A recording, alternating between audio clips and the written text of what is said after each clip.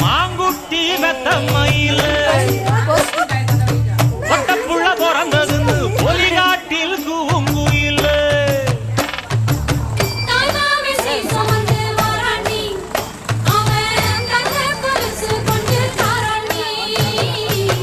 இரு சுமந்த சாதி சனவே ஆறு கடந்தா வருவே சீர் சுமந்த சாதி சனவே ஆறு கடந்தா